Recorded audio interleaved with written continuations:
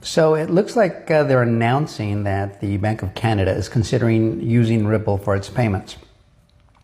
When I hear this, what it tells me is that they've already been using it, they've proven it, and they just want to seem cautious. The reality is they've been fighting it to try to avoid having to do it, and now it's getting closer to the moment where you have to do it. Because if you look over at the US, here comes the Clarity Act, Genius Act just came and went. So stable coins are a thing now. Tech companies are applying for bank charters and FedMaster accounts.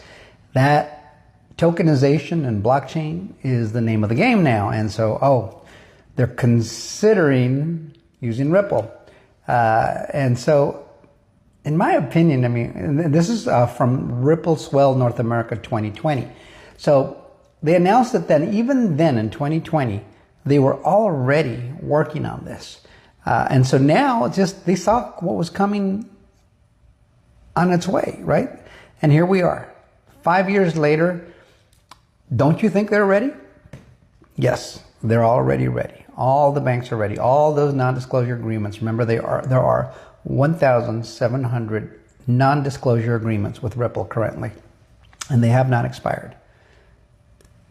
Well, who the heck else would they be with other than financial institutions? Most likely some of the largest. So the network is set. XRP itself declared not a security. It is the only digital asset with legal regulatory clarity right now. Not Bitcoin, not Ethereum. It's XRP. Why? Because of that fraudulent lawsuit from the SEC that Ripple won. And there is a legal opinion stating clearly in black and white, XRP in and of itself is not a security, period.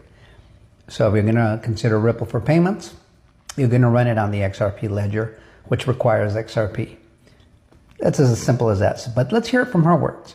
Let me know what you think in the comments. Like, share, subscribe, and bookmark. We'll see you on the next one. Until next time, adios, amigos. And in fact, the Bank of Canada is working on projects to build the capability for that central bank digital currency. So although they're not going to issue that currency as yet, when the need arises to issue it, they want to be ready. So we're working closely with them on that specifically.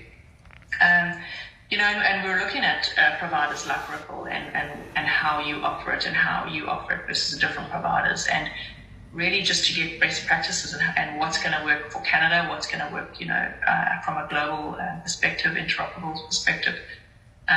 So it's something that underpins, I would say it's an undercurrent to our current more active modernization project.